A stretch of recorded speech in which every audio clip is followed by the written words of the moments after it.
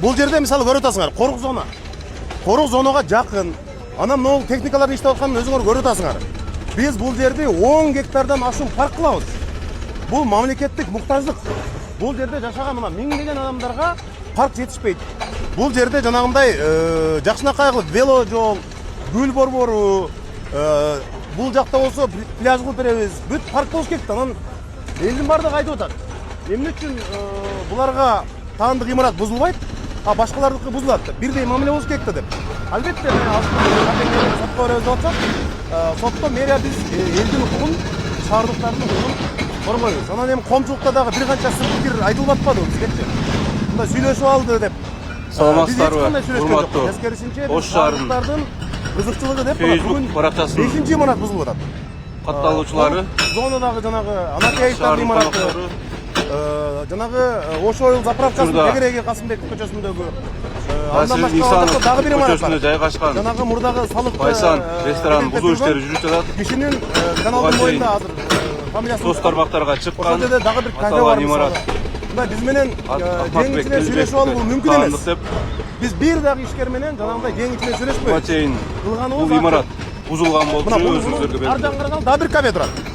Биз аларга имаратты кайрадан туугандар 50 метр корук зонаны курулуш иштери башталган. Азыр аны дагы ченейбиз. Бузуу иштери жүрүп жатат. Ченешет аны дагы.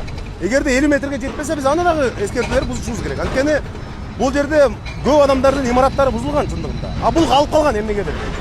Үстүнө бир аз мындай ачып койгон, бирок калып калган. Анан коомчулук мындай бизге болгон сын пикир айтты да. Биз тескерисинче булардын эмес, мындай элдин кызыкчылыгын ишке ашырабыз. Мына эгемендик күндө Кудай буйруса көрөсү бар, Ак Буранын. Бул жерде жакшынакай парк бар.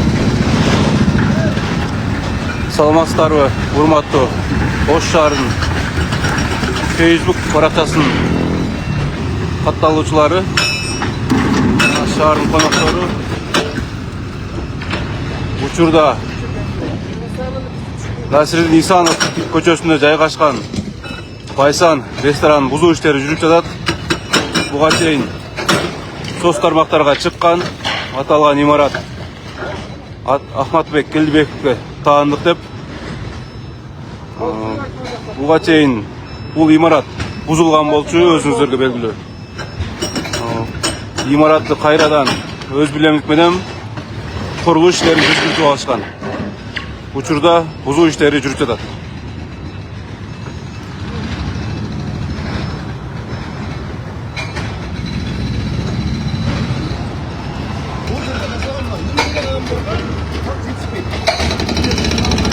Шаар мэри журналисттерге маалымат берип атат.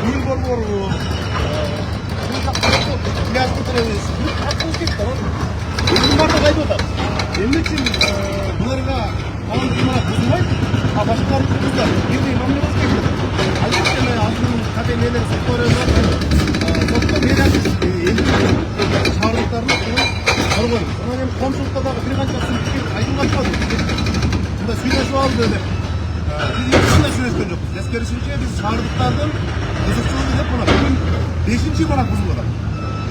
Корук зонадагы жанагы Анакеевдин имараты, жанагы Ош Ойл заправкасынын тегереги Касымбек көчөсүндөгү, андан башка дагы бир имарат бар. Жанагы мурдагы салыкты жетектеп жүргөн, каналдын боюнда фамилиясын ошол жерде дагы бир кафе бар мисалы. Биз менен жең ичине сүйлөшүп алуу мүмкүн эмес. Биз бир дагы ишкер менен жанагындай жең ичине сүйлөшпөйбүз. Турганыбыз ачык. Бирок биз ушул жерге мунун ар жагынан дагы бир кафе турат. Биз аларга дагы эскертип бергенбиз. Туугандар 50 метр корук зонаны силер ачып коюңдар. Азыр аны дагы ченейбиз. Аз балдар келет. Эгерде 50 метрге жетпесе биз аны дагы эскертип беребиз. Бул жерде көп адамдардын имараттары бузулган чындыгында. Калып калган эмнеге? Үстүнө бир аз ачып калган, бирок калып калган.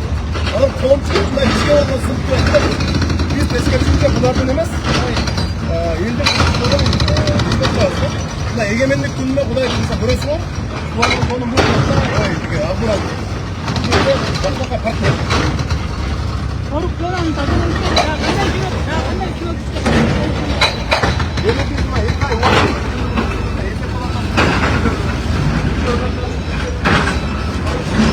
Байсан рестораны бүгүн толугу менен бузулат. Бул жерде бул бетинде 3 техника, артык тарабында 1 техника. Жалпысынан 4 техника иш алып барууда. Ошондой эле бул жерде калдыктарын алып кеткени, бул жерде коо унаалары турат.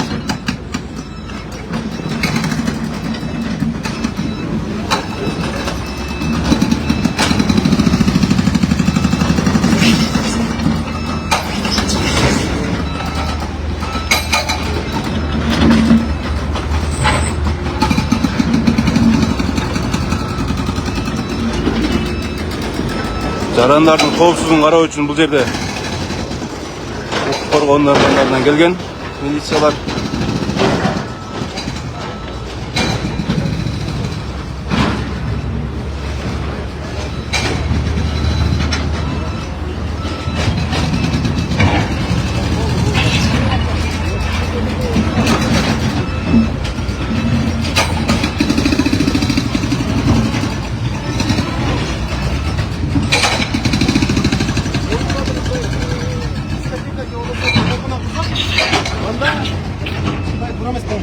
Biz бұл жерде әлбетте жарандар 10 гектар қапта жөнеліп беріп, анша-мұнша тамақына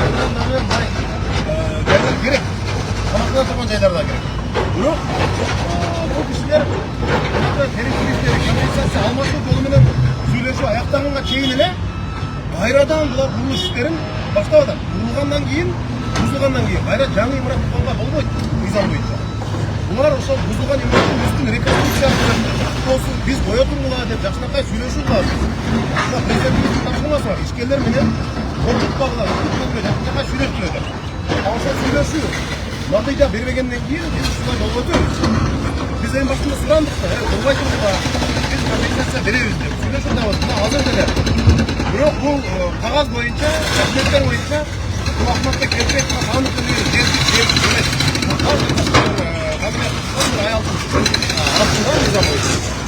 Бирок биз шаардыктардын талабы биринчи үстүнөн сондай экен, жердеш экен, же болбосо тууган экен деген нерсе өтпөйт. Жакын тууган болобу, жердеш болобу мисалга карабайбыз. Бардыгы мыйзам чегинде болот. Жолдор, парктар, мектеп, абактага керек болгон жерлердин баарын алабыз. Бүгін Убан каналының бойында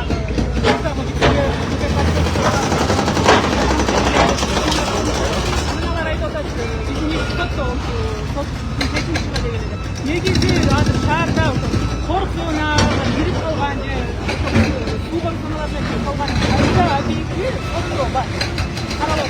Эми андайлардын саны өтө көп. Жалпы бизде 550ден ашын жаңағы коммерциялық объекттерге компенсация беришimiz керек. Булар арызсыз көп. 1250дей турак жайлар бар. Бирок биз алардын баарын сүйлөштүк, анын баарын жолго коебуз. Жер беребиз, алмашабыз, алдында кечирбейтин маселе жок. Андан биздин жарандар кабатыр болбой да койсо болот. Жалпы 8 каналыбыз бар. Мына азыр шаардыктарда балким дагы бир сиздерде сын пикир болушу мүмкүн. 8 канал косулбай да турат. Ишкерлер менен аларды байлап, деген жок. Биз басайын десек, прокуратура айтып атат, карасынын суу чарбагына карайт. Азыр өкмөт токтом чыгарып берет бизге. Аны 8 каналдын шаардын манасына алып атабыз. Шаардын манасына алган күнүнөн бар козок. Ага акчабыз бар. Бул сотосунан аягына чейин чыгабыз. Бирок бул жерде жакшырак парк болуш керек. Алтынуранын боюнда адамдар чыгып мына көрөт. Веложол, студенттер чарча бул жерде. Мектепке жерде жакшыракай болуп, коляскасы менен, балакчасы менен ойной турган жер болуш керек. Биз ошондон жакшы зона кылганга ким гана болбосо алар менен күрөшкөнгө даярбыз. Рахмат. Эми ушу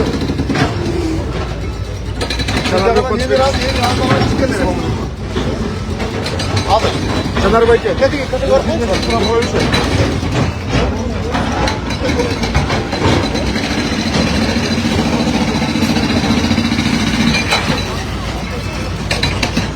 Ош шаарынын мэри Жанарбек Акаев өзүнүн позициясын билдирди. Аталган имараттар Ак Буранын корук аймагында 50 метр қорық аймағына кирип алған имараттардың бардығы мына ескертулер берилип, снос иштери жүргүзүлөт.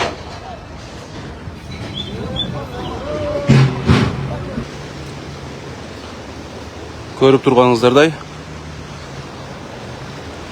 Байсан рестораны ол жолду 10 метр аралыктан соң салынган. Негизи 50 метр аралыктан кийин аралыкты сакташ керек болчу.